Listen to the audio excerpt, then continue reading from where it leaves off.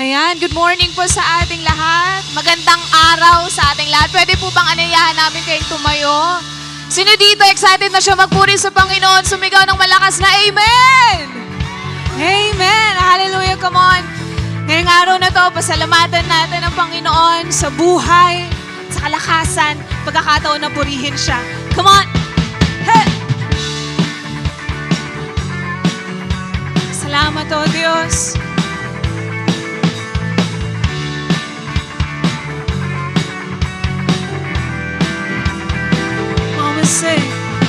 Kung aking pagmasdan ang kalawakan, hindi ko maunawaan ang iyong dahilan kung bakit ako'y pinili mo tinalagaan. Di ko kayang isipin, hindi ko kayang sukatin ang pag-ibig mo, Jesus, na iyong binigay sa akin. Come on, awitin natin sa Panginoon. Salamat, salamat, O Jesus, sa pag-ibig mo. Walang ibang nagmahal sa akin ng katulad mo. Salamat, salamat, O Jesus, sa pag-ibig mo. Ako'y magsasaya sa piling mo. Come on, patuloy mong awitin ng Diyos. Palakbuhan mo ang iyong mga kamay. Hallelujah! Salamat, Panginoon, sa buhay. Minsan pa kung may pagsubok man o kagipitan, ako ay may lalapitan. Ikaw, Jesus, ang aking saligan, hindi mo ko pababayaan. Di ko kayang isipin, hindi ko kayang sapatin ang pag-ibig mo, Jesus, na iyong binigay sa akin. Salamat, Panginoon.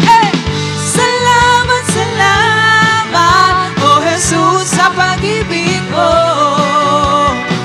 Walang ibang nagmahal sa akin ng katulad mo. Salamat, salamat, O Jesus, sa pag-ibig mo. Ako'y magsasaya sa piling mo. Minsan pa, pasalamatan mo ang Diyos sa buhay mo. Salamat, salamat, O Jesus, sa pag-ibig mo. Walang ibang nagmahal sa akin ng katulad mo. Salamat, Panginoon. Salamat, salamat, O Jesus, sa pag-ibig mo. Ako'y magsasaya sa piling mo.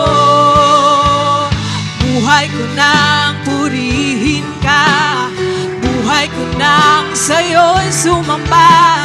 Wala nang ibang nanaisin pa, kundi pasalamat. Come on, sabihin mo sa Lord, buhay ko na ang purihin ka, O Diyos. Buhay ko nang sa'yo'y sumamba. Wala nang ibang nanaisin pa, kundi pasalamatan ka. Buhay ko na hey! Come on, awitan mo ang Diyos. Sa'yo'y sumamba. Wala nang ibang nanaisin pa, kundi pasalamatan ka. Salamat, salamat, O Jesus, sa pag-ibig mo. Yes, Lord, walang ibang nagmahal sa akin ng katulad mo. Salamat, salamat, O Jesus, sa pag-ibig mo. Ako'y magsasaya sa piling mo. Minsan pa, salamat, Panginoon. Salamat, salamat, O Jesus, sa pag-ibig mo. Walang ibang nagmahal sa akin katulad mo. Salamat, salamat, O Jesus, sa pag-ibig mo. Ako'y magsasaya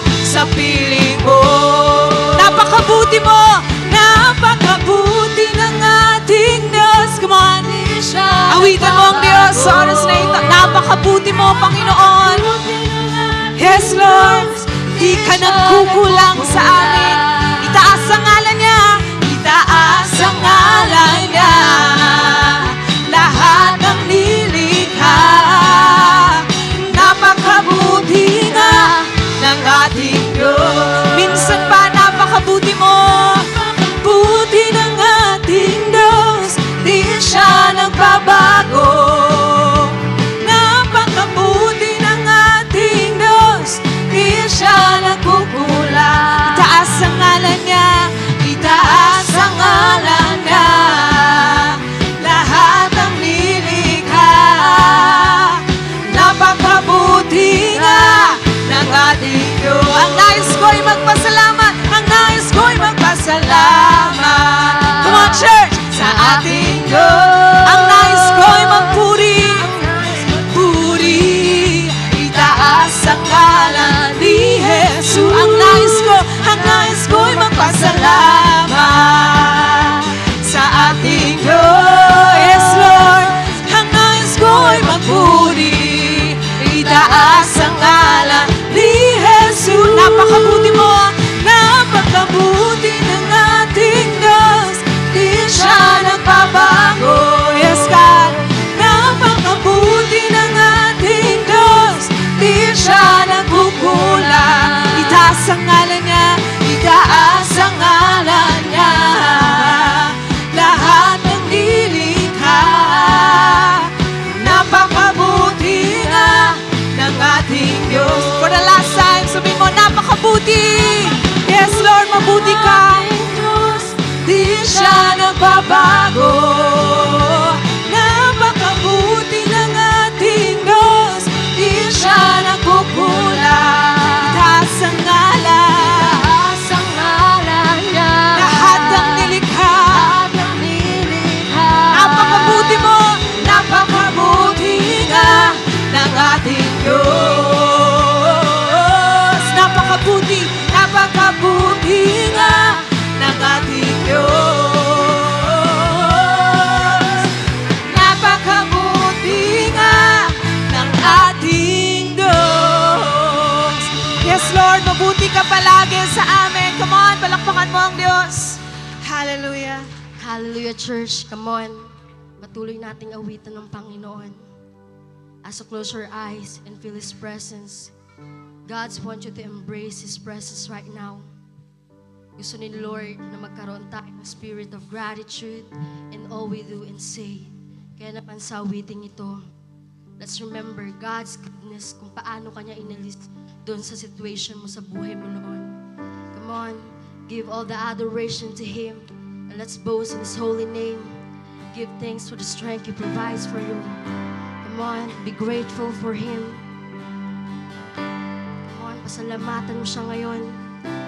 Appreciate His presence, His love, His mercy.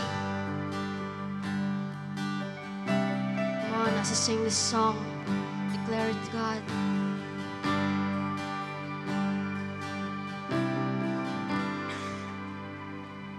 Mahal kita, walang hanggan ang iyong biyaya. Buong buhay ko, hawak mo sa iyong kamay. Mula sa aking pagmulan hanggang sa pag-ibig, awitin ko ang kabutihan ng Diyos, ika'y tapat. Ika'y tapat sa habang buhay. Ika'y mabuti magpakailanman.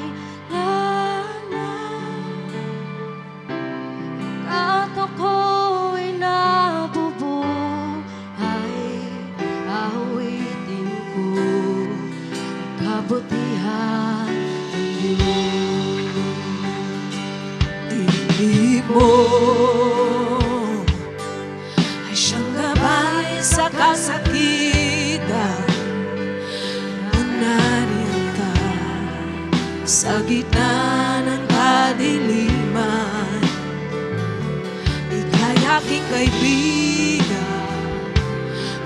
sa aking Ama. At ako'y buhay sa kabutihan ng Diyos. Ika'y tapat sa habang buhay. Ika'y mabuti magpakay lanman. Hanggat ako'y nabubuhay, awitin ko ang kabutihan ng Diyos. Ika'y tapat. Ika'y tapat sa habang buhay. Ika'y mabuti magpakay lanman. Hanggat ako'y nabubuhay, awitin ko ang kabutihan ng Diyos. Kailanman di magbabago ang kabutihan mo. Kailanman di magbabago ang kabutihan mo. Buong buhay ay iaalay ko lahat para sa'yo. Kailanman di magbabago ang kabutihan mo. Kailanman di magbabago ang kabutihan mo. Kailanman di magbabago ang kabutihan mo. Kung buhay ay iaalay ko lahat para sa'yo. Kailanman di magbabago ang kabutihan mo.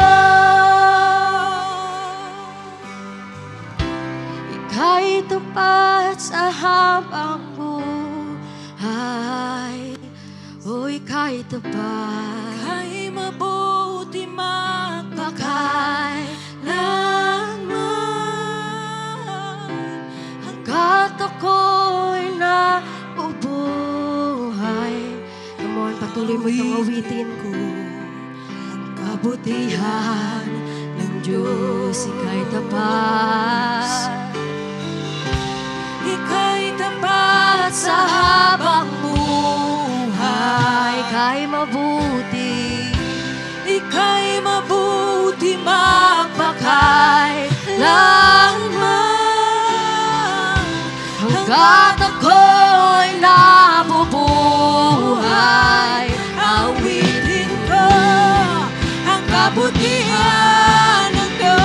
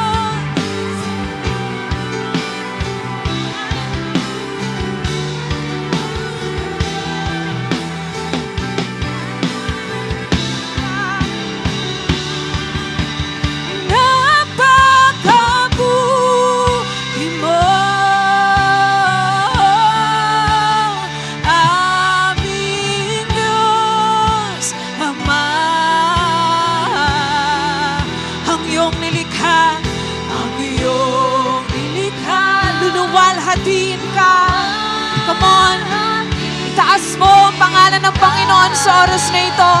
Awitan mo siya. Sabihin mo, napakabuti. Napakabuti mo. Di ka nagbabago.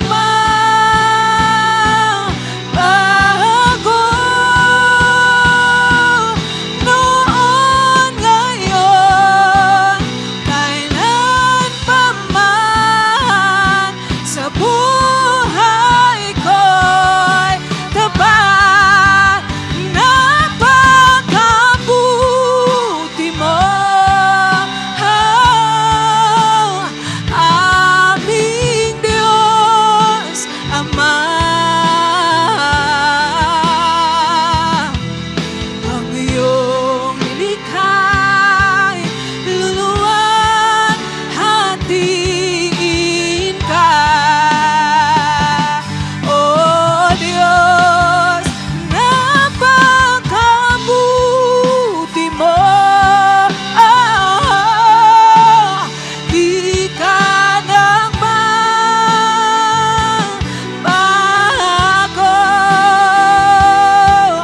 Noon, ngayon, kailan pa man sa buhay ko'y napakabuti, napakabuti mo. Yes, Lord, tunay mabuti ka sa amin. Aming Diyos Ama, ang iyong nilikha, ang iyong nilikha, luluwalhatiin ka.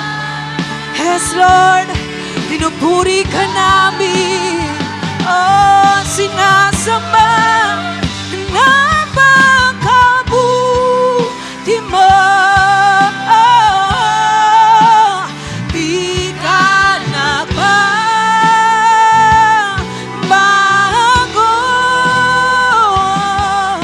Noon, ngayon, kailan pa man sa buhay ko'y tapat. Noon, ngayon, kailan pa man sa buhay ko'y tapat. Noon, ngayon, kailan pa man sa buhay ko'y tapat. Yes, Lord, noon, ngayon, magpakailanman tunay na mabuti ka at tapat ka sa amin. Salamat, Panginoon, sa kalakasan. Salamat, Lord, sa presence mo sa araw na ito at patuloy, God, na maitaas at maihayag ang pangalan mo sa araw na ito. We glorify your name and we worship you alone. Ito pong aming dalangin sa pangalan ni Jesus. Amen. Amen. Sige po, no? Amen po. Pwede na po tayong umupo. Ayan po, no? So magandang araw po sa ating lahat. No, pwede po ba, no? Sabihin po natin sa katabi natin, partner, it's giving time. Ayan po, no? Para po sa ating team online, pwede niyo po yung i-type. And tignan mo nga po ulit yung partner niyo po. Ano po ba yung naging reaction niya nung sinabi niyong it's giving time, no? Na-excite ba siya? Or maybe yung iba sa atin medyo natakot po, no? So, you know what po, Light Family? Iba-iba talaga tayo. Minsan po ng response natin, pag oras na daw po ng pagbabalik at pagbibigay kay Lord. May natutuwa daw, minsan merong na-excite, meron din namang medyo naiinis, at minsan may mga napapatanong pa rin. Kaya naman po, no, Light Family, today po, sana po ma-motivate po tayo na kung saan parang malalaman po natin, kung saan malalaman po natin ano ba talaga yung tunay na pagbibigay po, no? Kaya naman po, let's read 2 Samuel 24:24. Sabi po dyan, but the king replied to Araunah, no, I insist on paying you for it. I will not sacrifice to the Lord my God burnt offerings that cost me nothing. So sabi po dito, Light Family, ito daw po yung naging response po ni King David sa offer sa kanya ni Araunah na hindi pabayaan ang kanyang mga gagamitin sa pag-offer sa Diyos. He knows po na siya yung nagkasala at nabigyan ng awa. Kaya siya rin daw po mismo yung dapat na nagkakaloob.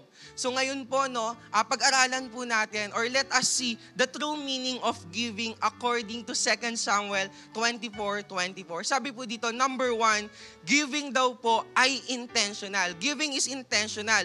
Sabi po sa verse 24, but the king replied to Araunah, "No, I insist on paying you for it." Makikita po natin dito na si David ay talagang buo na yung desisyon niya and intentional siya na bilhin yung i-offer niya kay Lord. Kaya hindi siya pumayag na makuha daw po ito ng libre. So bago siya pumunta kay Araunah, intention niya na yung magbayad.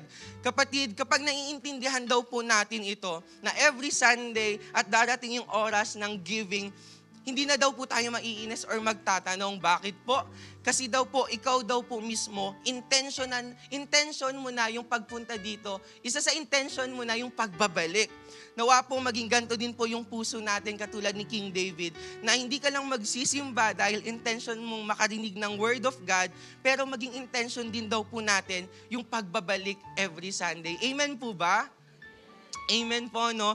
So number 1, giving is intentional. Pangalawa po, giving is sacrificial. Sabi po ulit sa verse 24, I will not sacrifice to the Lord my God burnt offerings that cost me nothing.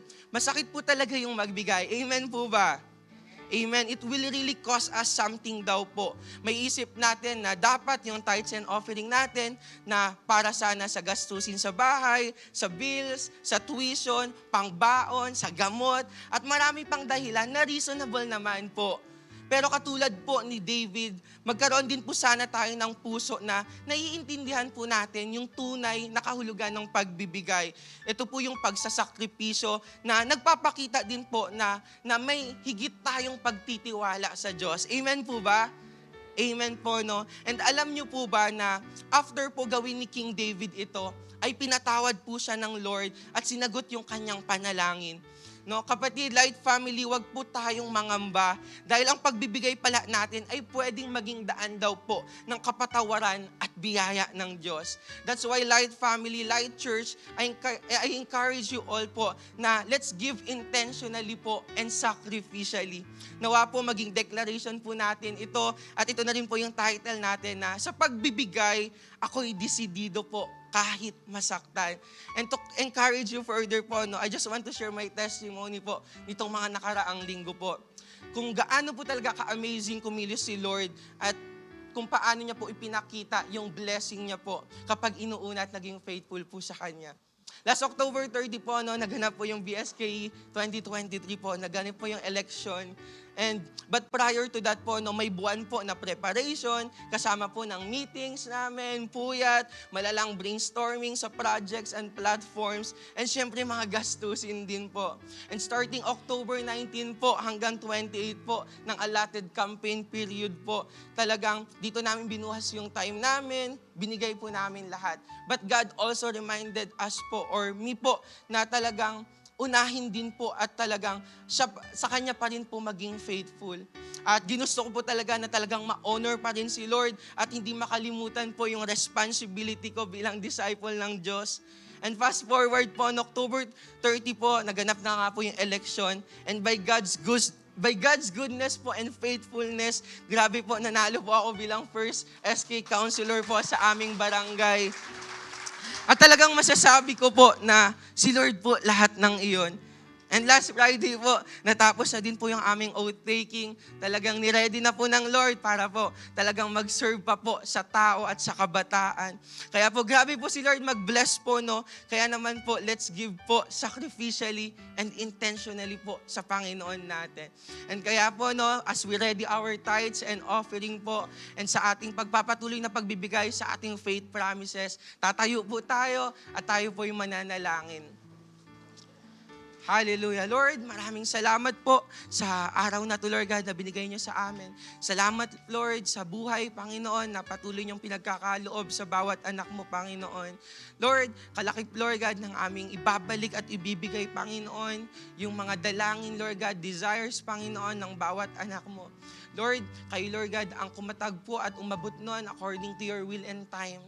And Lord, i-bless niyo, Lord God, ang mga anak mong talagang willing, Panginoon, may intention, Panginoon, na at sakripisyo, Panginoon, na magbalik sa'yo.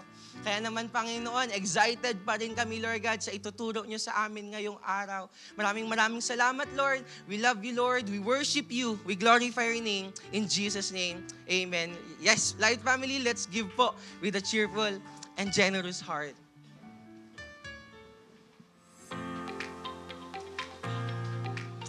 Thank you, Coach Wally, for the giving encouragement. For giving our tithes, offerings, and pledges, we may send it through bank account, GCash number, or directly here at church. Kaya naman, Light Family, let's give and give back with a cheerful heart. And hallelujah, Light Family, whether you're joining us online or on-site, we are blessed to celebrate this joyful Sunday with you. That's why, Light Family, as we dive further into our service, it's time to be more updated with our latest happenings here on our church. Which means it's time for Light News! Yes, and unang-una na nga po dyan ay ang ating lifestyle. Kaya naman po, kaway-kaway naman po sa ating mga lifestyle students. Meron po ba dito? Ayan, Amen. praise God. Praise God, partner. Palakpakan naman po natin sila. Amen. Tapos na po ang ating lessons from 1 to 6 and sa November 13, 2023 naman po. Again, sa November 13, 2023 naman po, ay magaganap na ang ating Lifestyle Graduation and Seminar. Again, bukas na po ito, 7 p.m. dito po sa ating Light Church Hall. We highly encourage po every Lifestyle student to attend this Lifestyle Seminar and Graduation. Ayan, palakpakan naman po natin si Lord sa magaganap na graduation. And moving on, mark your calendars, aspiring SOD students, because we now have the list of schedules for our School of Discipleship. Kaya naman po, para po sa mga gustong mag-apply, mag-enroll, and recommended by their network leaders or their mentors, mangyayari po ang ating enrollment from November 6 to November 15, 2023. And followed by our SOD orientation and first class on November 17, 2023 at 5 p.m. to 6 p.m. And that's all for our Light News. Light Family, stay tuned because there's a lot more to go. Amen. Thank you, partner. And yesterday po, praise God, dahil naganap po ang ating iba't ibang events. Nagkaroon po tayo ng Zumba event, cheer dance, kids dance number, and volleyball. And of course, nagkaroon din po tayo ng finals awarding. Kaya naman po, sabihin mo naman sa katabi mo, congratulations! Congratulations, partner. Yes. And amen. But wait, partner, hindi po dyan natatapos ang ating Light Family Fest because magkakaroon po ulit tayo ng Zumba sa November 18, 2023, 7 a.m. at Marikit Park. Kaya naman po, calling out our mommies, daddies, and yung mga nabitin po sa last Zumba natin last Saturday. Yes, and wow, partner, eto pa. Later that night, be excited, Light Family, because we will be having our Worship Night! Ayan po, palakpakan po natin si Lord. Yes, and it will be the highlight po of Light Church's 14th anniversary celebration. Kaya naman po, expect the unexpected dahil matinding preparation po ang ginagawa ng ating worship team. Magaganap po yan dito sa ating Light Church Hall, November 18, 2023 po, 6 p.m. And take note, Light Family, lahat po ng slots ay occupied na po. Kaya naman po, sa mga nakapag-avail na, kita-kits po tayo sa ating worship night. Stay engaged, Light Family, and be more excited sa gagawin ng Panginoon. Lahat po ng makukuhang proceeds in this event ay gagamitin po para sa ating Light Church expansion. Kaya naman po, for more details and inquiries about the mentioned events, you may contact your network leader or your mentor. And now, hindi po natin palalagpasin ang pagkakataon na to greet our first-timers and new friends online and on-site. Yes, praise God po. Yes. Unang-una na nga po dyan ay ang ating first-time online viewers. If this is your first time worshiping with us online po, please type the word or kindly type the word connect po in the comment section, and later and after this event or celebration ay may kakausap po sa inyong consolidation team. And of course, we also have our first-timers and new friends on site. Ayan po, meron po ba tayong first-timers ngayon dito? Pwede po bang tayo lang po saglit? Praise God. Ay, palakpakan na lang po natin sila. Ayan, praise God. Ayan po. We are glad that you are here with us, and we would like to extend our warm welcome to everyone. Kaya naman po for our first-timers, after this celebration po ay magkakaroon po tayo, kakausapin po kayo ng ating consolidation team sa ating consolidation area. Kaya naman po, wag po tayong aalis agad-agad because we would like to have an opportunity to get to know you more, to answer the questions that you might have, and of course, to extend our welcome to you. Again, to all our new friends and first-timers, mapa-team online or team on-site ka man, Welcome to Light Family! And now, just a quick activity lang po. Ayan po, alam na natin yung gagawin natin. Taas po natin yung cellphones natin or on any other devices po. And sabay-sabay po natin itong i-silent.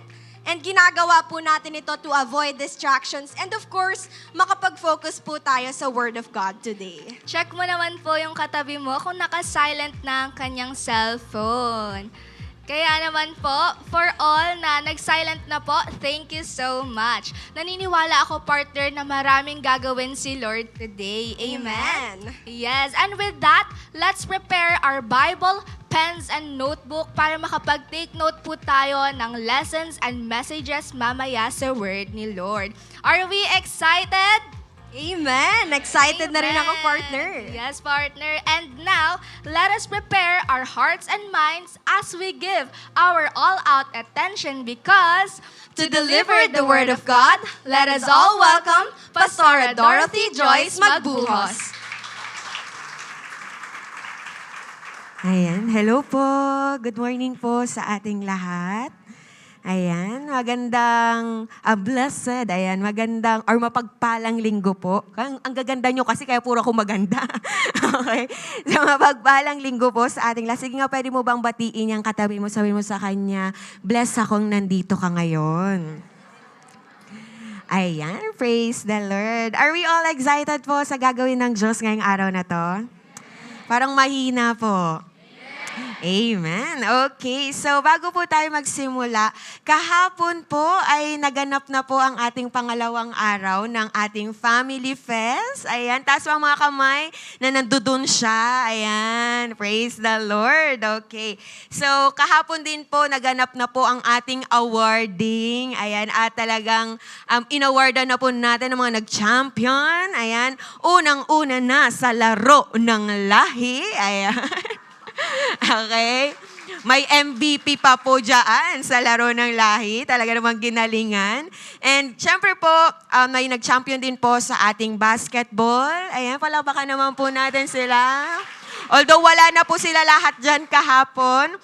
And also sa volleyball, ayan, talagang palaban ang ating mga women and men's volleyball.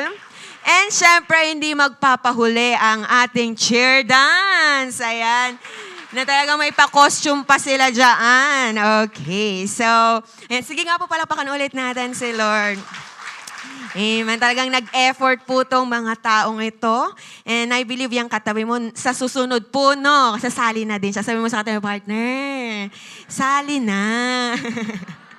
Ayan. So, syempre po, wag din natin kalimutan na hindi pa po tapos ang ating Family Fest. Don't forget po na ang highlight po ng ating Family Fest ay ang ating Worship Night. Ayan. Nagaganapin po this November 18, 7 p.m. po dito po sa ating Light Church Hall. And nga po pala, sold out na po tayo. Opo. So, limited lang po kasi hanggang 200 lang po tayo.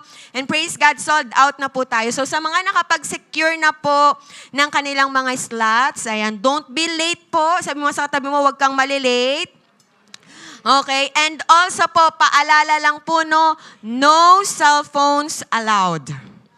Okay, no coverage. Wala po tayo yung video-video habang nag-worship. Come on! ATM, worship night. Wala na pong ganon. And no foods allowed din po. Okay, as in pong mag-worship lang tayo lahat doon. Okay, excited po ba kayo? Amen. Pwede po ba sa mga excited, palakpakan po natin si Lord. Amen. Praise God. Okay. So, ngayon po, ayan, alam ko po, second part na tayo ng ating series. Pero bago po tayo magtuloy-tuloy, may kukwento lang po ako sa ating lahat. Alam niyo po, meron pong isang matandang lalaki. Ayan, tapos pumunta po siya ng hardware store. Ayan, sino dito mahilig pumunta ng hardware store, di ba? So, pumunta siya sa hardware store. Tapos, naghahanap siya ng chainsaw na narinig niya po na nakakaputol daw ng 6 na puno sa loob lamang ng 1 oras. So, syempre, talagang gustong-gusto niya. Sige, bibili ako noon. So, pumunta siya sa hardware. Hinahanap niya, yan po yung tsura ng chainsaw. So, naghanap siya. Pagpunta niya doon, nagtanong kaagad siya doon sa salesman, uy, saan ba dito yung narinig ko na chainsaw na nakakaputol daw ng 6 na puno sa loob lang ng 1 oras? So, ang ginawa ni salesman, pumunta siya, okay, tinuro niya doon sa matandang lalaki kung nasaan yung chainsaw. Tapos, binili na po nung matandang lalaki yung chainsaw. Then, after po, so excited na excited yung matandang lalaki, umuwi siya. Tapos, after lang po ng 1 araw, bumalik po yung matandang lalaki doon po sa hardware. Dala-dala niya po yung chainsaw na binili niya. At alam niyo po ba, pagpunta niya doon, galit na galit po siya. At nagre-reklamo po siya doon sa salesman. Sabi niya, halika nga dito. Parang may problema yata tong chainsaw na binigay mo sa akin. Sabi niyo, 6 na puno ang mapuputol nito sa loob lang ng 1 oras. Nagre-reklamo siya, galit na galit siya. Pero sabi niya gano'n, pero 1 buong araw na akong naglalagari, 1 puno pa lang ang nalalagari ko, ang napuputol ko. At hirap na hirap pa ako. Sabi niya, sira yata tong chainsaw nyo. Nung nagre-reklamo siya, galit na galit siya, nagwawala siya doon sa hardware store. Tapos sabi nung salesman, kalmado lang siya. Sorry po sir, sige po, tignan ko po yung chainsaw, i-check ko po. So nung chinek nung salesman, syempre pag check niya, i-start niya. Tama ba? At kapag in-start mo ang chainsaw, maingay, tama? So ang ingay. In-start niya gano'n. Paano yun? Okay. So ang ingay. Rinig na rinig sa buong store yung ingay ng chainsaw. Tapos sabi nung matanda, napatigil siya, sabi niya, ano yung maingay na yon? Tignan mo yung katabi mo kung na-gets niya. O tumawa na lang. Tumawa na lang, okay. Ano ibig sabihin nun? Hindi po pala in-start ng matandang lalaki yung chainsaw nung ginagamit niya. Akala niya po, regular lang na lagari. Yung nagwala na siya, kakareklamo, yun pala siya ang may mali. Sabi mo nga sa katabi mo, oh no. Ayan. Okay po. Now, may kinalaman po dyan ng pag-uusapan natin. So, tayo po ay nasa series nating Building Gratitude. And syempre, bilang part 2 po ng ating series na Building Gratitude, pwede po ba natin buksan ang ating mga Biblia sa Exodus, ayan, chapter 15, verse 22, hanggang chapter 16, verse 12. Okay, pero ang babasahin lang po natin ay chapter 16 verses 1 to 3. So tatayo po tayong lahat. Okay, at babasahin po natin ng sabay-sabay. So, sige po. 1, 2, 3, go. The whole Israelite community set out from Elim and came to the desert of Sin, which is between Elim and Sinai. On the 15th day of the 2nd month after they had come out of Egypt. In the desert, the whole community grumbled against Moses and Aaron. The Israelites said to them, "If only we had died by the Lord's hand in Egypt, There we sat around pots of meat and ate all the food we wanted. But you have brought us out into this desert to starve this entire assembly to death.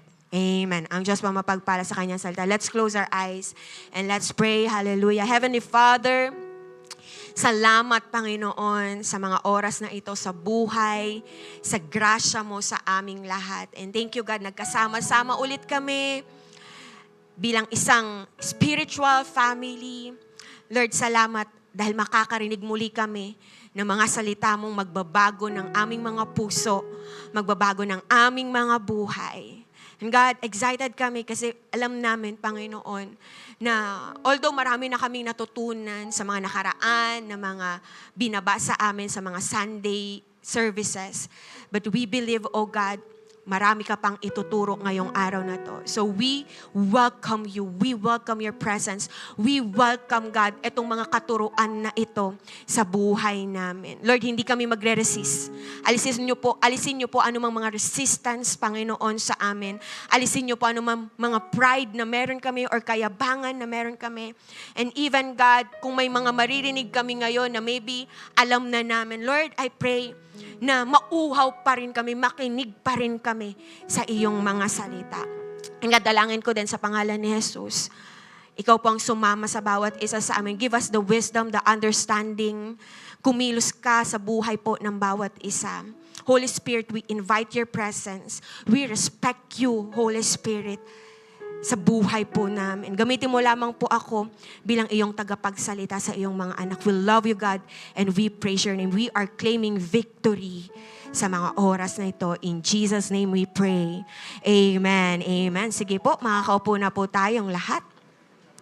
Ayan. So, ang book po ng Exodus, ayan, sa mga nakabasa na po, okay, nasa Old Testament po yan.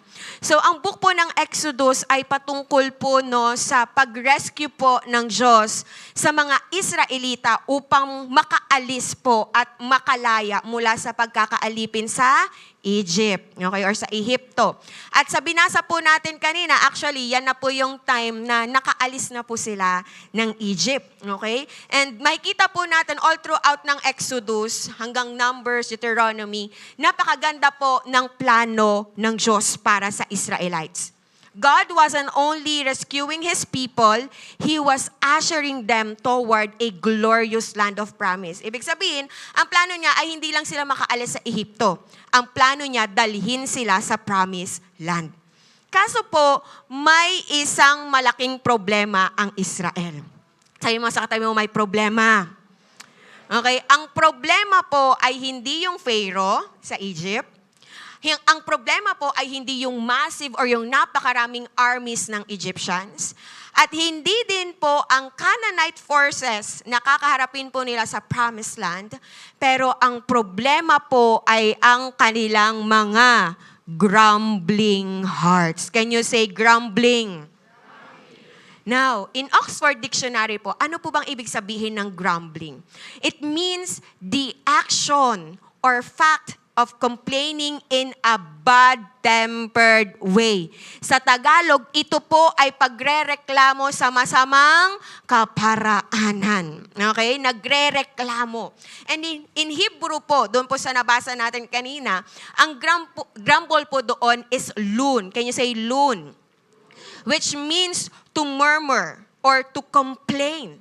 At alam niyo po ba na itong verb na to, Hebrew verb na ito, nagdadala siya ng thought or it carries the thought of obstinate or stubbornness.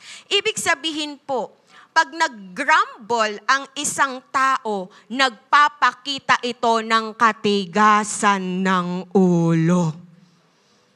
Pag reklamo ng reklamo, it means matigas ang. At kapag ang tao po ay may ganitong klaseng puso, grumble heart, dadalhin po siya nito saan? Sa ingratitude. Hindi siya magpapasalamat. Di ba? Puro na lang siya reklamo at hindi na po siya makakapagpasalamat. Now, which is, ito po ang nangyari mismo sa mga Israelites. Tama po ba? mahihirapan po tayong mamuhay at ma-build ang gratitude sa buhay natin kung ang puso po natin ay punong-puno ng grumbling. Punong-puno ng reklamo. Tama ba? Kasi bakit? Kung ang puso mo punong-puno ng reklamo, yun na lang din yung lalabas sa bibig mo. Pero kung ang puso po natin ay punong-puno po ng pasasalamat, yun din po ang lalabas sa bibig natin. Amen? That is why, bilang part 2 po ng series nating Building Gratitude, our title is The Gratitude's Nemesis, Grumbling. Sabi nyo nga po, nemesis. Ano ba yung nemesis na yan? Okay. Pag sinabi po nating nemesis, it means long-standing rival or enemy. Ibig sabihin po, matinding kaaway ng gratitude ang grumbling. Matinding kaaway ng pagpapasalamat ang pagrereklamo. So ngayong umagang ito, pag-usapan natin, why is grumbling a gratitude's nemesis? Bakit nga ba? Bakit grumbling ang kaaway ng gratitude? Number 1, because in grumbling, we focus more on the negativities of life. Pag nagre-reklamo tayo, mas nakafocus tayo saan? Sa negativities ng buhay. Amen. Ang sabi po sa Exodus 15:22-24, Then Moses led Israel from the Red Sea, and they went into the desert of Shur.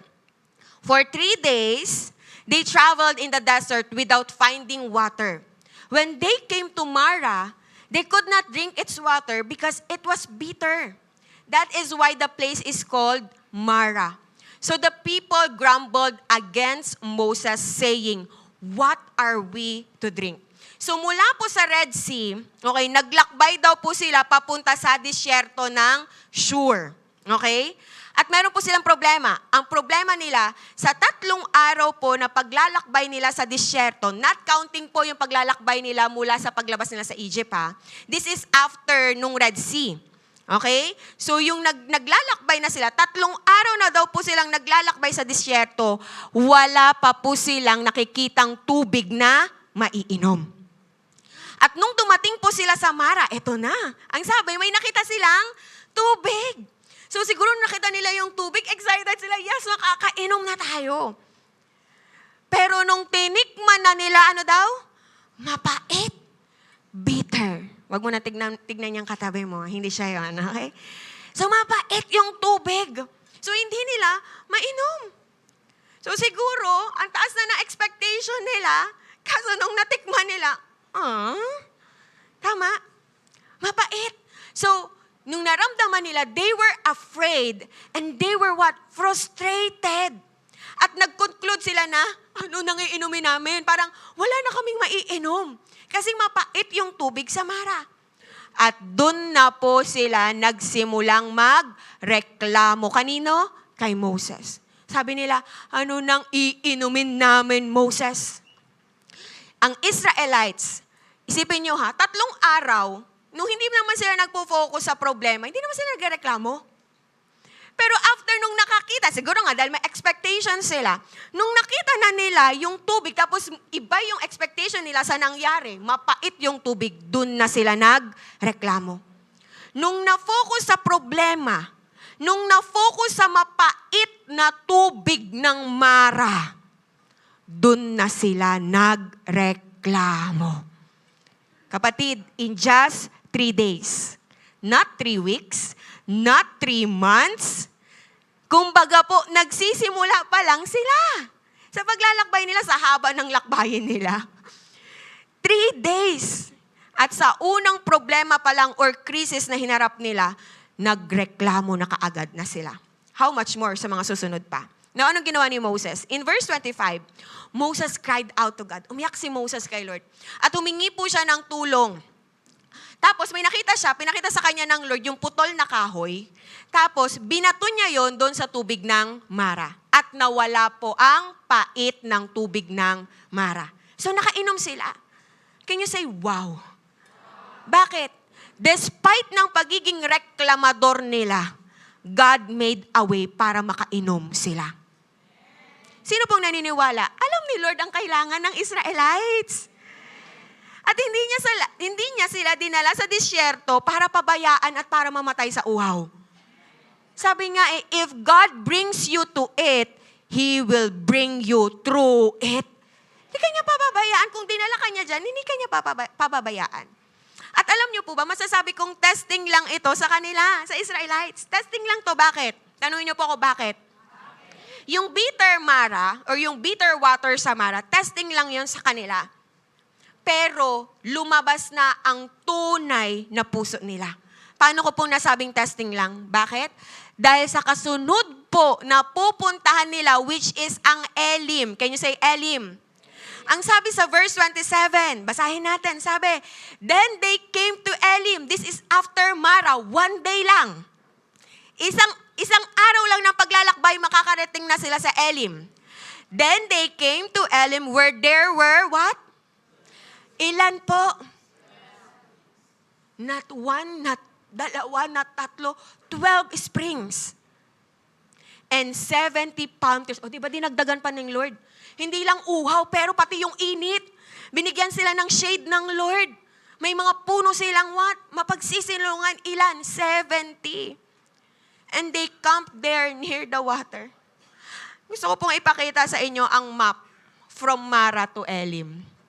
This is Mara, and yun ang Elim. 20 kilometer lang po papunta. Isang araw lang, kaya na nilang tahakin. But, nauna ang reklamo bago pumunta sa Elim. If only naghintay pa sila ng isa pang araw ng paglalakbay. If only hindi sila nag-focus sa problema. If only hindi sila nag-focus sa bitter water ng Mara, sa negativity, sa frustrations nila, sa expectations na hindi na-meet, nakainom sana sila ng tubig nang hindi nagre-reklamo. Alam ng Diyos ang kailangan nila. At alam ng Diyos kailan iyon ibibigay. Pero pinangunahan ng reklamo. Relate ka ba? Kapatid, lahat po tayo may pagdadaan ng problema. Lahat po tayo may bitterness ng buhay. Amen. Malaki or maliit na problema yan. Pero, nakadepende po ang reaction natin sa problema sa kung saan tayo magfo-focus at kung paano natin titignan ang problema. At dito po lalabas ang pagkakaiba ng grumbling at gratitude. At dito natin maintindihan bakit sila magkaaway. Or bakit kaaway ng gratitude ang grumbling. Bakit? Because gratitude always focuses on the good. Even when things are tough. Ang gratitude, hahanapin niya yung mabuti. Hahanapin niya yung maganda kahit pa nahihirapan na siya. Kahit pa may problema. Alam niyo po, kung grateful lang ang Israelites, they will focus on the good nung nakita nila yung tubig sa Mara, even though mapait. Maybe ang nasabi nila kung grateful sila, grabe sa 3 araw na naglalakbay tayo, wala tayong nakitang tubig sa disyerto. Pero ngayon nakakita tayo ng tubig. Although mapait, pero it gives us hope na may tubig sa disyerto. Na baka sa susunod na makikita nating tubig dito, hindi na mapait, kundi maiinom na natin.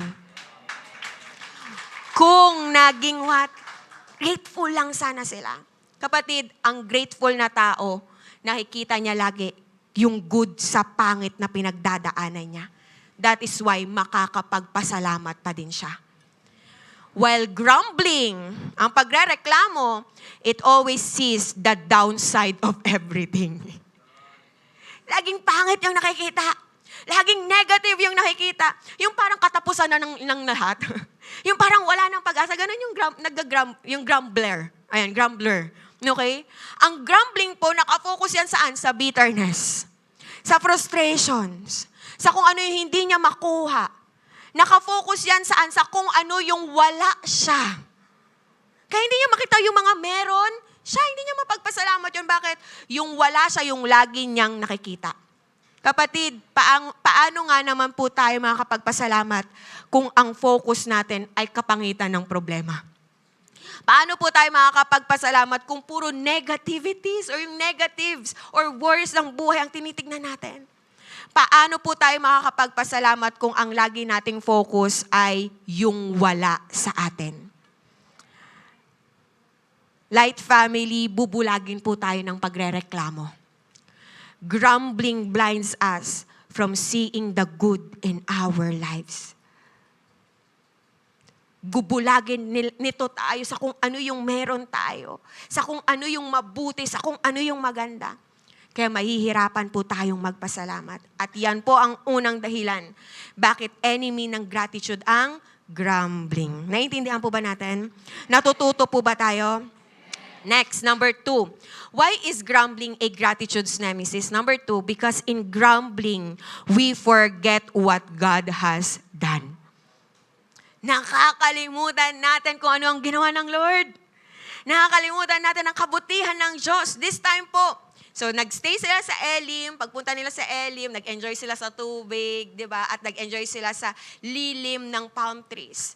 Pero umalis na sila ng Elim at pumunta po sila ng Desert of Sin. No, hindi po to ibig sabihin na makasalanan tong desierto na to. Yun lang po talaga yung pangalan niya. Okay? Desert of Sin. At dito po, nagreklamo na naman sila.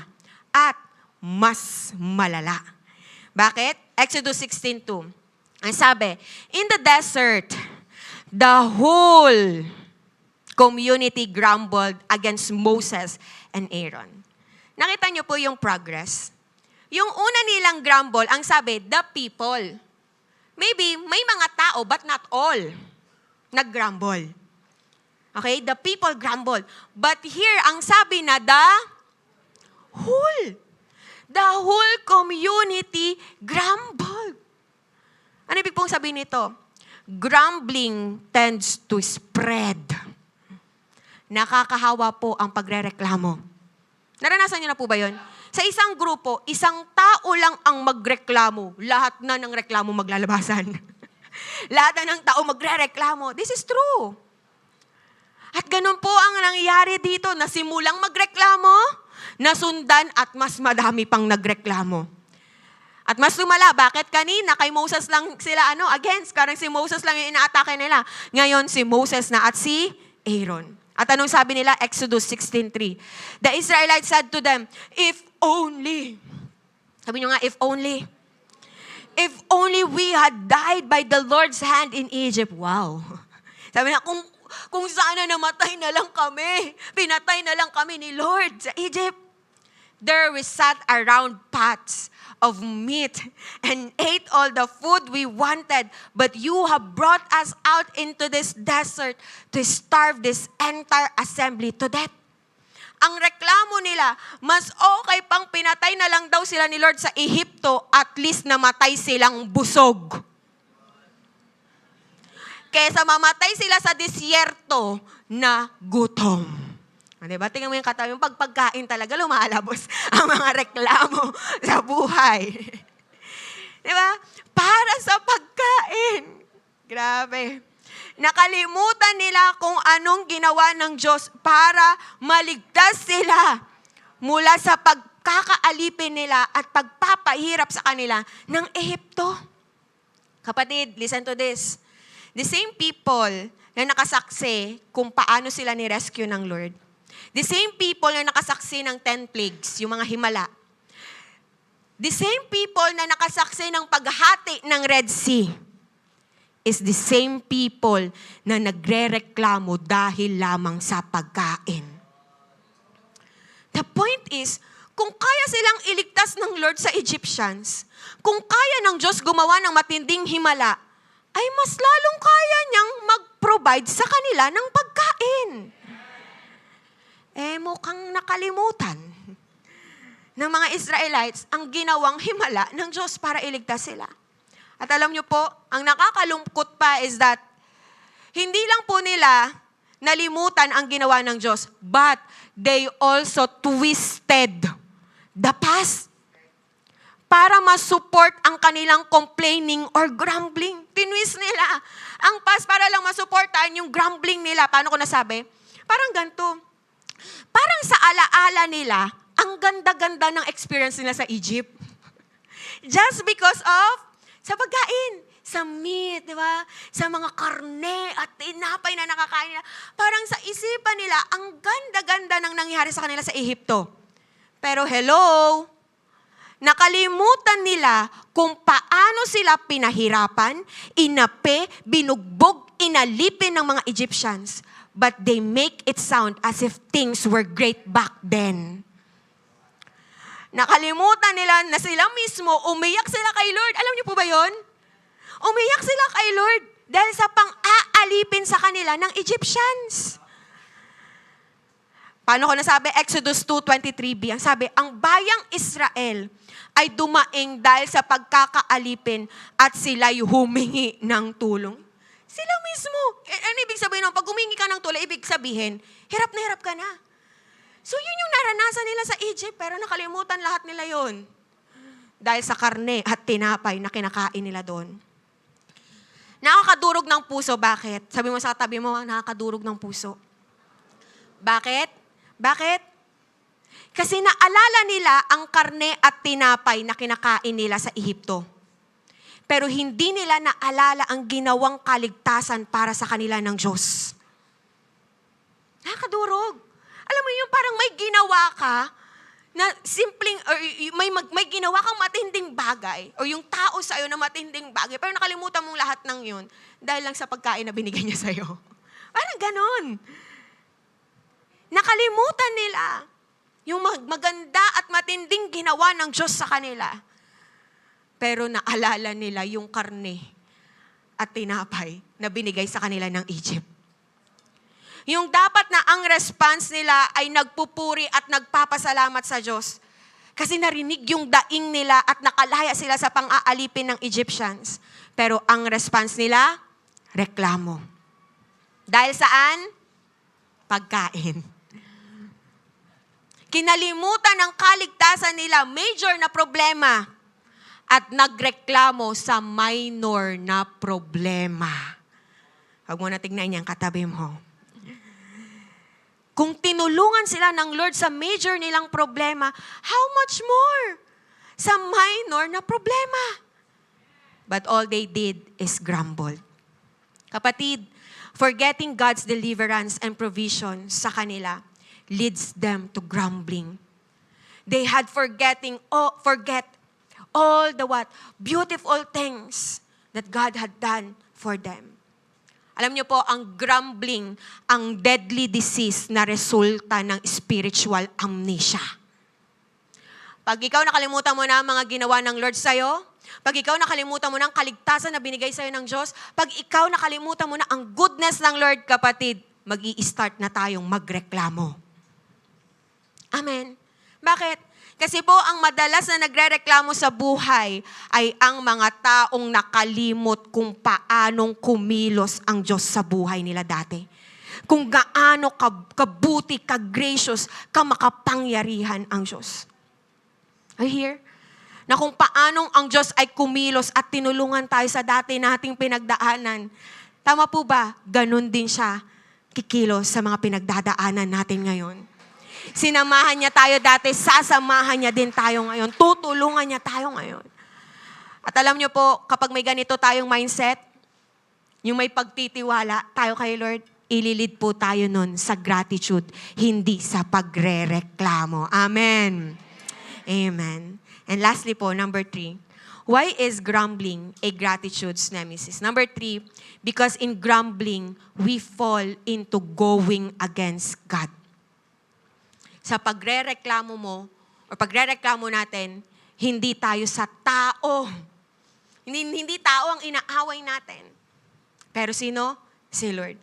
Sa mga reklamo po ng Israelita, sinabi po nila Moses at Aaron sa kanila, na ang reklamo po nila ay hindi laban sa kanila, pero laban sa Diyos. Exodus chapter 16 verses 6 to 8. Sabi, so Moses and Aaron said to all the Israelites, in the evening, you will know that it was the Lord who brought you out of Egypt. And in the morning, you will see the glory of the Lord because He has heard your grumbling against Him. Anong word? Against Him. Who are we that you should grumble against us? Moses also said, "You will know that it was the Lord when He gives you meat to eat in the evening and all the bread you want in the morning." So ano daw? Bibigyan sila ng karne at ng tinapay. Because He has heard your grumbling against Him. Who are we? Sabi ni Moses, "You are not grumbling against us, but against the Lord." Kapatid, ang grumbling po nila, bakit against the Lord? Kasi ang grumbling po nila ay nagpapakita ng faithlessness nila kay Lord. Ibig sabihin, every time po na nag-grumble sila, para nilang sinasabing, mas alam ko, Lord, kung ano yung mas mabuti sa akin kesa sa'yo. Their outward grumbling was the inward expression of their unbelief kay Lord. Yung pag-grumble nila, yung mga sinasabi nilang salita, nagre-reklamo sila, ay what?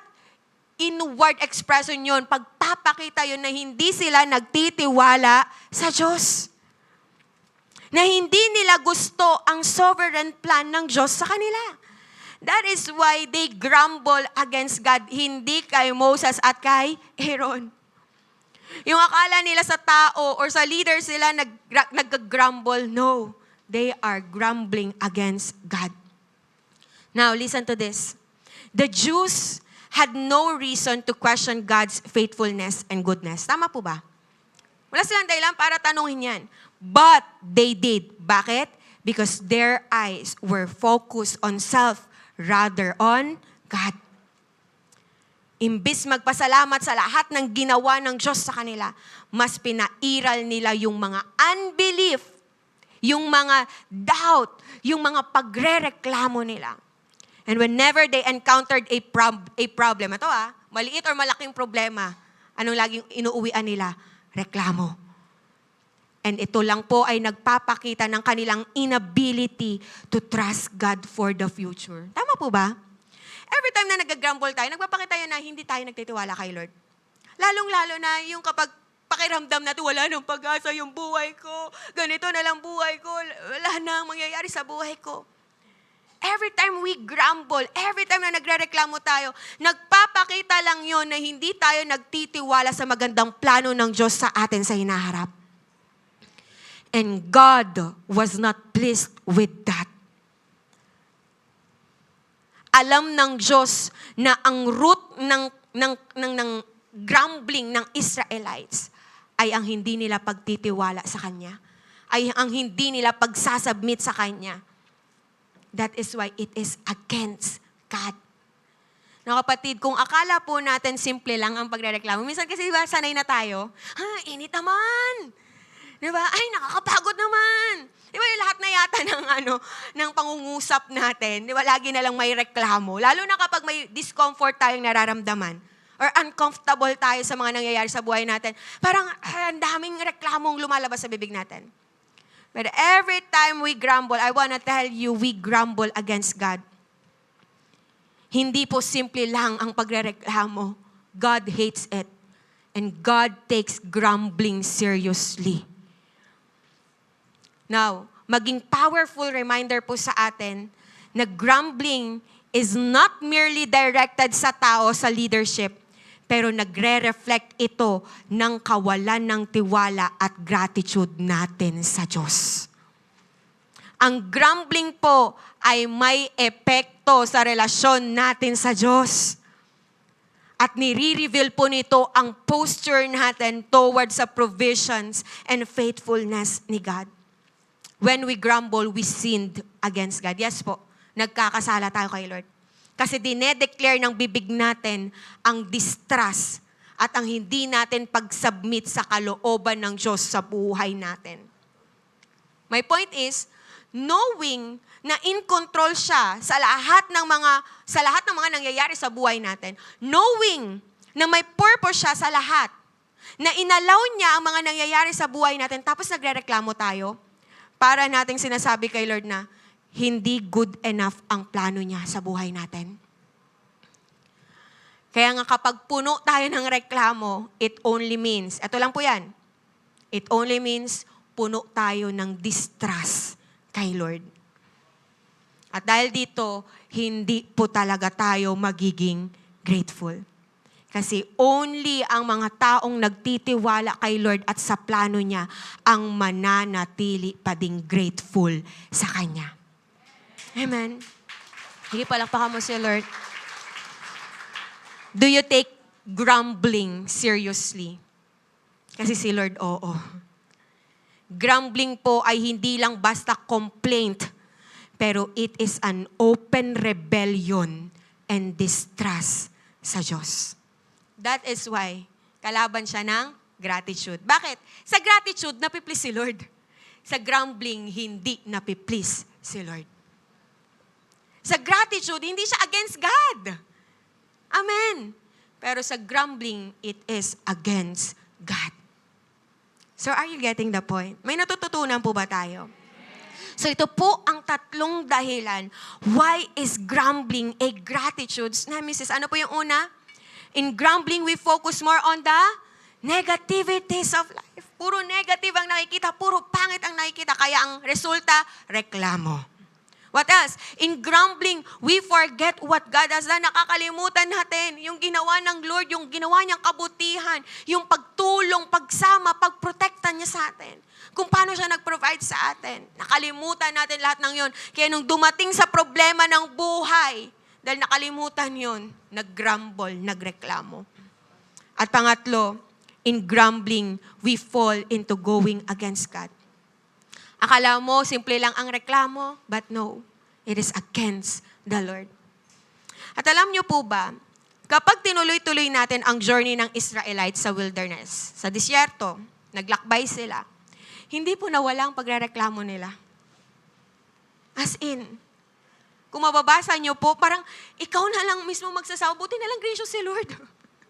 Pero kung mababasa niyo po ang Exodus, ang Numbers, ang Deuteronomy, magsasawa ka sa paulit-ulit nilang reklamo.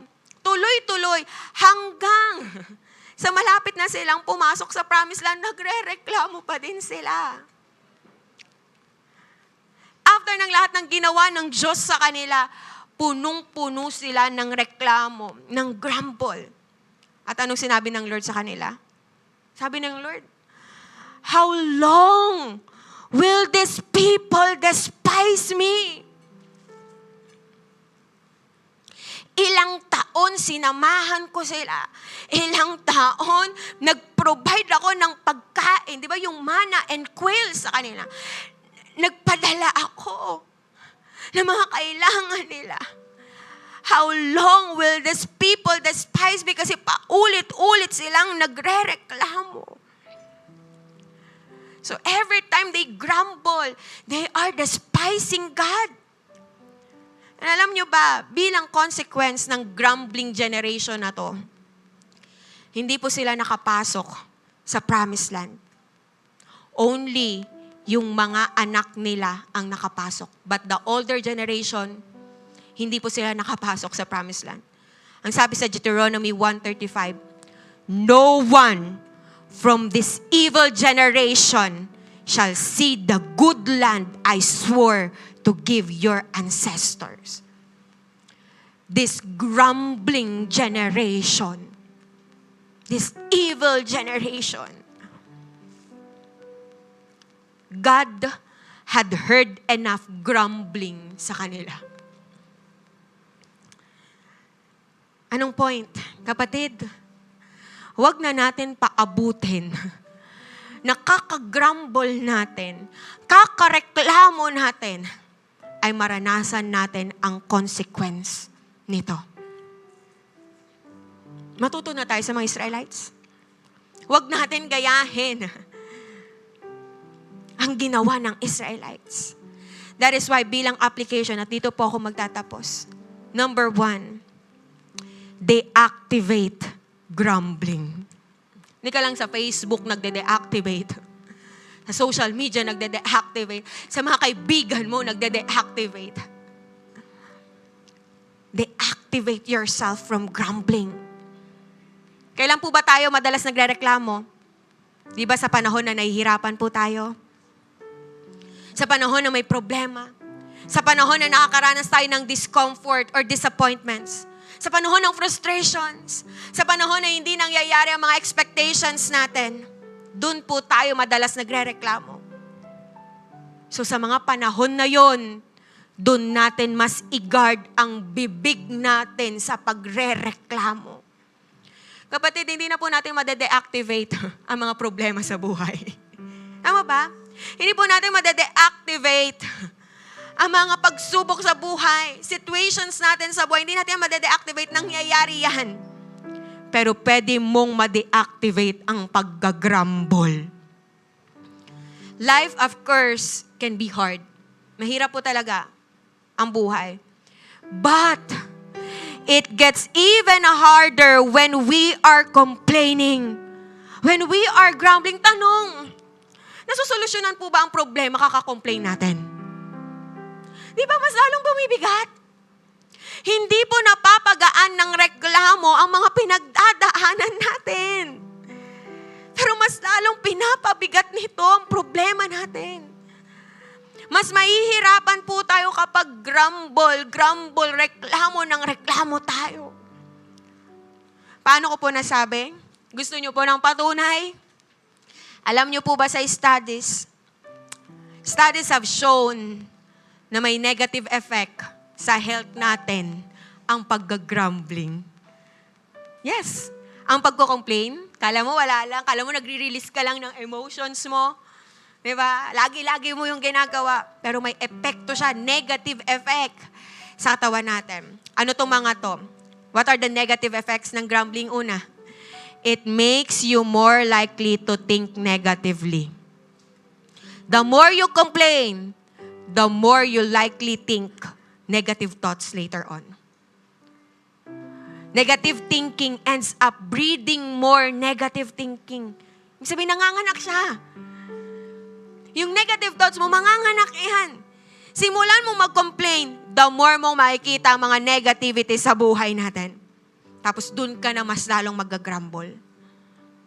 Pangalawa, it can damage your memory. Paano? Magreklamo lang naman ako. Paano niya madadamage ang memory ko? Listen to this. MRI, according sa study, MRI scans show that constant complaining can lead to shrinking of the hippocampus. Ano yung hippocampus? The region in your brain responsible for cognitive functioning. Nagsishrink daw yun. Kaya pala, pag reklamo ng reklamo, hindi ka na makakapag-isip ng tama. Kaya parang ngayon ko naiintindihan bakit ganun yung Israelites. Hindi ko maintindihan yung way of thinking nila. Bakit? Punong-puno ng reklamo. Nag-shrink ang hippocampus. Pangatlo, it increase your levels of cortisol. Ano ang cortisol? Stress hormone. Alam niyo po ba na high levels of cortisol can lead to a variety of health problems? Kasama na po ang depression, digestive problems. Di ba, kakareklamo natin kasi nga mataas yung stress level mo, kakareklamo mo, nahihirapan ng mag-digest ang pagkakinain mo. Sleep issues, di ka nakakatulog. Higher blood pressure and even increased risk of heart disease. Gusto niyo pang magreklamo? And pang-apat, this is the worst. It can shorten your lifespan. Constant complaining is not only bad in the moment, but it can be detrimental in the long run. Nakakamatay. Sabi mo sa tabi mo, partner, nakakamatay ang pagrereklamo. Maagang mamamatay ang taong puno ng reklamo sa buhay. Kaya nga, deactivate natin ang grumbling sa buhay natin. Amen? At pangalawa, and the last, activate gratitude. Activate ka. May dine-activate ka eh. So may dapat kang i-activate. Ano yon? Pagpapasalamat. Paano? Paano ko po? Hirap na hirap nga ako. May pinagdadaanan nga ako problema. Paano ako magpapasalamat? Ang dali mo kasing sabihin yan, Pastoray, kasi wala ka naman pinagdadaan ng problema. Paano ako makakapagpasalamat? How? Paano? Sa pamamagitan ng pagtitiwala sa Diyos. Bakit? Magkadugtong po palagi ang pagtitiwala at pagpapasalamat. Pansinin niyo po, sa mga panahon na hindi tayo nagtitiwala sa Diyos, yun din po ang panahon na hirap tayong magpasalamat. Tama ba? Kaya nga po, importante na alam natin na sa lahat ng pinagdadaanan natin, may magandang plano at purpose ang Diyos. At ang plano niya po ay para sa ikakabuti natin at hindi ikakasama. Amen? Pagkatiwalaan po natin ang what? Katotohanan na ito. Mabuti ang Diyos. At alam niyo po, ipalapakan po natin si Lord. And every time na pinipili po nating magtiwala sa Diyos, even sa panahon na hindi natin kontrolado ang mga nangyayari, o sa mga panahon na nahihirapan tayo, makakapagpasalamat pa rin po tayo sa Kanya.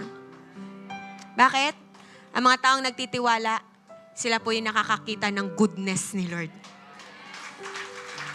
Sa lahat ng pagkakataon, hindi lang kapag masaya ang mga nangyayari sa buhay, but even sa panahon ng problema, ang mga taong nagtitiwala, nakikita nila ang goodness ng Lord. Kung ano yung maganda, kung ano yung mabuti, kung ano yung plano at purpose ng Lord. Kaya hindi reklamo ang ginagawa nila, pero pagpapasalamat. Amen. Kaya po kapag tumadaan tayo sa discomfort or hardships, imbis na sabihin mong, ano ba yan? Bakit ganito yung nangyayari? Why not sabihin mo, thank you Lord. Dahil alam kong may maganda kang plano sa lahat ng ito. I trust you. Every time na gusto mong magreklamo, i-activate mo ang gratitude. Hanapin mo ang pwede mong ipagpasalamat sa Diyos. Nagdadrive ka, biglang may sumingit na kotse, imbis na magreklamo, magpasalamat ka, Lord, salamat, iningatan mo ko, hindi ako nabunggo. Paulit-ulit yung ulam nyo sa bahay. Magpasalamat ka, bakit? May nakakain ka.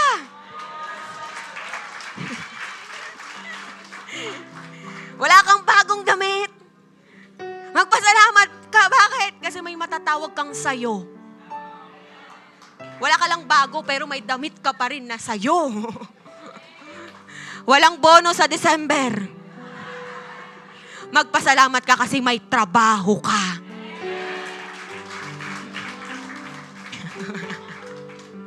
Wala kang jowa? May Lord ka naman. Yes! Woo! Amen. May nanakit sa'yo, may nang-away sa'yo, magpasalamat ka. Bakit? Kasi minamature ka dyan ng Diyos. Huwag lang puro negative ang nakikita. Acknowledge, see, and trust God's goodness in everything. At dyan maa-activate ang gratitude sa buhay natin. Amen. May natutunan po ba tayo? May i-a-apply po ba tayo? Amen. And this time as we close our eyes, sige, pikit mo yung mga mata mo. I believe may mga tinatanggal ngayon ang Diyos. Kanina pa lang, may mga nare-realize na tayo sa buhay natin na maybe nagawa nating reklamo, pero ngayon na napapalitan niya ng gratitude, tinatanggal, may mga natatanggal sa iyo ngayong reklamo. May mga natatanggal sa iyo ngayon ng mga kabigatan sa puso kasi ang natignan na lang natin ay kung ano yung negative, kung ano yung pangit na nangyayari sa buhay natin. Pero ngayon, God is transforming our hearts from grumbling to gratitude. Kapatid, grumbling is the way of the flesh. Flesh yan. Yung pag-grumble, flesh yan. It is the way of fear. Tatakutin ka lang yan. I-worry ka lang yan. The way of our sinful nature and the way of darkness. But gratitude is the way of the Spirit. The way of trust. And the way of our new nature. And the way of light. Kapatid, nasa pagpili mo ngayon. Alam ko may pinagdadaanan po tayo. May mga expectations tayo na hindi na-meet. May mga bagay na hindi tayo kontrolado. May mga discomfort ka ngayon, uncomfortable ka sa pinagdadaanan mo ngayon, nasasaktan ka ngayon. Pero mamili ka. Are you going to grumble? Or are you going to be grateful kay Lord? Tingin ka sa kung ano yung magandang plano ng Diyos para sa'yo. Ano mang pinagdadaanan po natin ngayon, mamuhay tayo na puno ng pasasalamat, hindi puno ng pagre-reklamo. Our grumbling, it just shows yung distrust natin kay Lord. So dun tayo sa ugat. We need to deal yung ugat ng pagre-reklamo. And that is yung hindi pagtitiwala sa Diyos. So pwede ba ngayon, pagkatiwalaan mo muli ang goodness ng ating Panginoong Diyos. Let's see the goodness of God in everything. And remember how good God is. Hawak mo sa iyong kamay. May mga pagkakataon man na dumadaan ka ng problema, ng frustrations, mga bagay na hindi mo kontrolado, nasa uncomfortable kang sitwasyon, nakakaranas ka ng discomfort.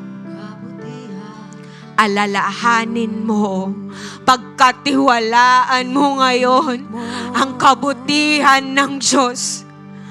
Kasi diyan ka uhugot ng pagpapasalamat mo sa Kanya. Diyan ka uhugot ng pagpuri at pagsamba mo sa Kanya. Pagkatiwalaan mo muli ang kabutihan ng Diyos. Pagkatiwalaan mo muli ang kapangyarihan ng Lord. Ang plano ng Diyos sa buhay mo. Come on. At kung ikaw yung nagsasabi, Lord, I choose to trust. I choose to trust you. Hindi ko maintindihan. Nasasaktan ako. Nahihirapan ako sa nangyayari. Pero nagtitiwala ako sa'yo at sa kabutihan mo at sa plano mo. Kung yun ang panalangin mo, ang commitment mo, pwede ka bang tumayo ngayon at itaas ang iyong mga kamay sa Panginoon? Come on. Sa pagtaas mo ng iyong kamay, tinataas mo din ang pagtitiwala mo muli sa Kanya. Ika'y mabuti magpakay. Yes, God, you are good. You are good. At ako'y nabubuhay. Thank you, Lord. Awitin ko ang kabutihan. Come on. ng Minsan Diyos. pa, awitin natin to sa Panginoon. I-declare mo to ngayon. Habang buhay. O Diyos, Ikaw ay tapat. Ika'y mabuti magpakay. Mabuti ka, Panginoon.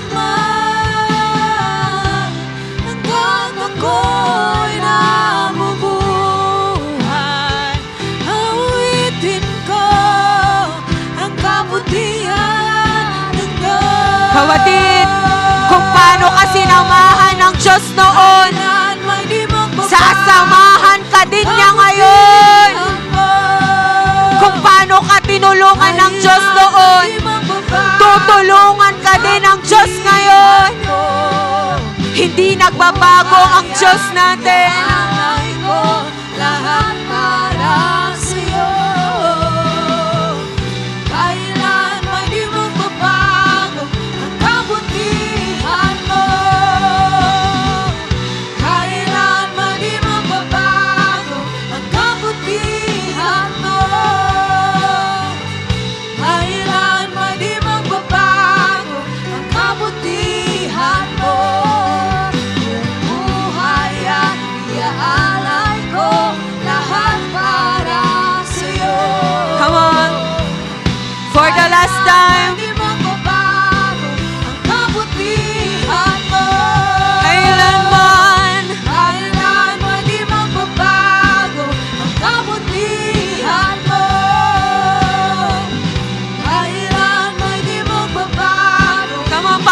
Pagkatiwalaan mo yan. Pagkatiwalaan mo yung katotohanan na yan. ko lahat para sa'yo. Kailanman di magbabago ang kabutihan mo. Worship God. At sa habang buhay,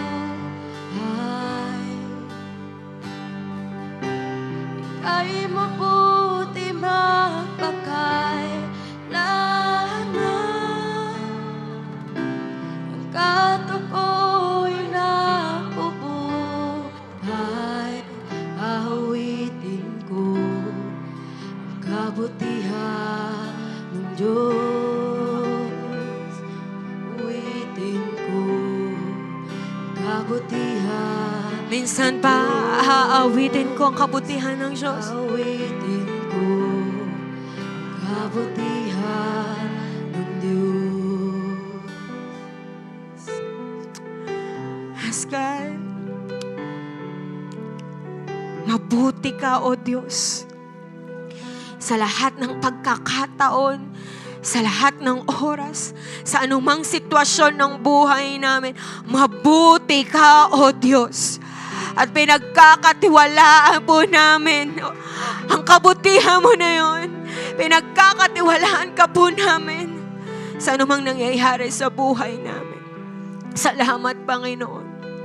And God, kami po ay humihingi ng kapatawaran sa mga pagkakataong nagreklamo kami, sa mga pagkakataong nagkasala kami against you, dahil sa mga reklamong ginawa namin, dahil sa mga hindi namin pagtitiwala sa patawarin mo kami. Sa mga oras na to, as we believe on you, Jesus Christ, and as we receive you as our Lord and Savior, tinatanggap din namin, Panginoon, at tinatayuan namin, O Diyos, ang pananampalataya at pagtitiwala namin sa iyo at sa kagandahan ng kalooban at plano mo para sa buhay naming lahat. Lord, sa pagtitiwala namin sa iyo, ito po ang magiging ugat, motivation namin para patuloy na magpasalamat, para patuloy na maging grateful sa iyo, Panginoon, sa anumang oras at sitwasyon ng buhay namin. Come on, pwede mo bang pasalamatan ngayon ang Panginoon? Come on, thank God. Ano yung pinagdadaanan mo ngayon? Ngayon palang i-activate mo ang gratefulness. Come on, activate gratitude. Sabihin mo ngayon, Lord, may pinagdadaanan ako, pero salamat. Dahil papatatagin mo ako. Lord, nasasaktan ako, pero salamat. Kasi ini-stretch out mo ako, minamature mo ako. Lord, may mga nakikita akong pagkukulang sa buhay ko, pero salamat. Kasi ikaw ay sapat sa buhay ko. Salamat, Panginoon. We love you, God, and we praise you. This we pray in us, in Jesus' mighty name. Amen. Amen. Come on. Best clap offering to God. There's a reason to celebrate. Hallelujah sa lahat po ng may puso ng pasasalamat sa Panginoon. Come on, patuloy nating awitan ng Diyos. At sa mga habol po ng kanilang tithes and offering, lapit na lang po tayo dito sa harapan. Come on, umawi tayo sa Panginoon ng pasasalamat. Hallelujah, come on, we sing.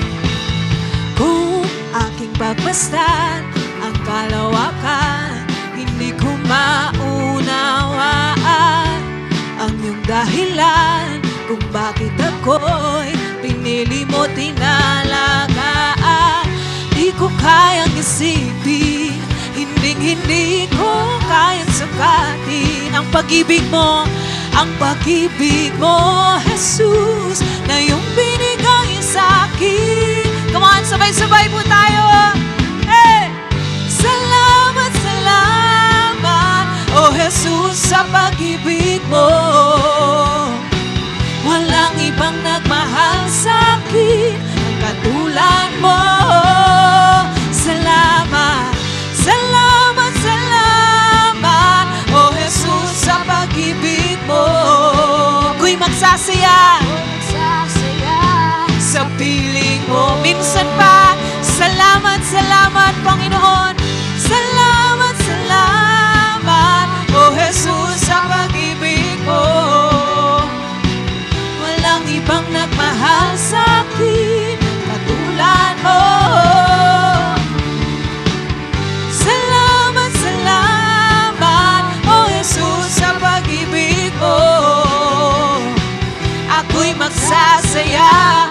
piling mo. Ako'y magsasaya, come on!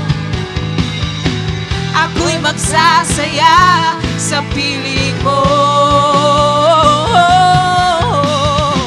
Ako'y magsasaya sa piling mo. Amen, amen. Sige po, taas po natin ang ating kamay and let's pray. Let's thank the Lord. Hallelujah. Thank you, God, for your word, for a great reminder sa aming lahat, Panginoon. Help us see, oh God, the good in everything, Panginoon. The goodness, Panginoon, sa lahat ng mga nangyayari sa buhay namin. And help us, God, na magtiwala sa kalooban at sa plano mo, O Diyos, sa buhay namin. Mas mag-activate, God, yung pagtitiwala, yung gratitude namin sa'yo, kesa ang pag-grumble, kesa ang pagre-reklamo. This time, Lord, may i-apply kami. Magiging mindful kami, God, sa mga lalabas sa bibig namin. Magiging mindful kami, Panginoon, sa mga reklamo, even simpleng reklamo or malaking reklamo. This time, God, talagang gagawin namin ang lahat para palitan tong pagre-reklamo na to ng pagtitiwala at pagpapasalamat sa iyo. Naniniwala ako, Diyos, may pagpapala sa mga tao na nakakakita at nagtitiwala sa kabutihan mo sa buhay po ng bawat isa. Lord, I pray that you continue to bless your sons and daughters. God, patuloy mo silang ingatan, samahan, proteksyonan, O Diyos. Sa mga nangangailangan, kayo po ang mag-provide ng kanilang mga needs, Lord. Sa mga may sakit, kayo po ang magpagaling sa kanila. I believe, Lord, kaya mong katagpuin ang aming mga pangangailangan. Ano man ito, O Diyos, alam namin at nagtitiwala kami na kaya mong ibigay ito sa amin at alam mo ang tamang panahon para ipagkaloob ito sa amin. Come on, receive the blessing of the Lord. The Lord bless you and keep you. Make His face shine upon you and be gracious to you. The Lord turn His face towards you and give you peace. Salamat, Panginoon. We love you. We praise you. In Jesus' name we pray. Amen. Amen. Come on, best love offering to God. Hallelujah. Ayan. So, ingat po tayo sa ating